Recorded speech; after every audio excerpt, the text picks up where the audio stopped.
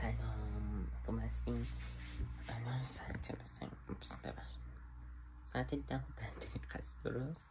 بعد بهتون بگم الان میگم دارم براتون فیلم میگم همچنین به ساعت نگهانی اومدم فیلم میگم براتون به خاطر اینه که من رفتم برای مدرسم از بیرون میومدیم برای مدرسم تغذیه خریدم برای فردا که شنبه است. این 2 روز رفتیم و مدرسه بعد 2 روز که رفتیم بعد باز دیگه 2 روز نرفتیم. بعد آره هنوز برای مدرسم تغذیه میگرفتم که ببینین چی دیدم از این کیکس مدرسم. آره از این دیدم.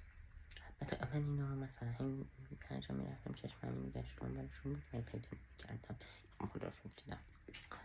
بعد حالا ببخشید دور بین قرار برنکس بکنم فقط یه چیز رو الان قرار اتاقم رو ببینیم که این کاری جنگی دوش همین که اومدیم 2 روز وقت داشتم برای مدرسه دفتر رو این دفتر رو کتاب رو اینو بگیرم بخاطر اصلا هیچ میدونم و نتونستم هیچ کاری بکنم. بعد رفتم موهامو زدم و این خیلی کارم بعد بخاطر همون 2 روزم کاملا پر بود و این پنجشنبه چون من خونه نبودم و اینا بخاطر هم وقت نمیشد اینجا رو جمع بکنم بخاطر خب یه دقیقه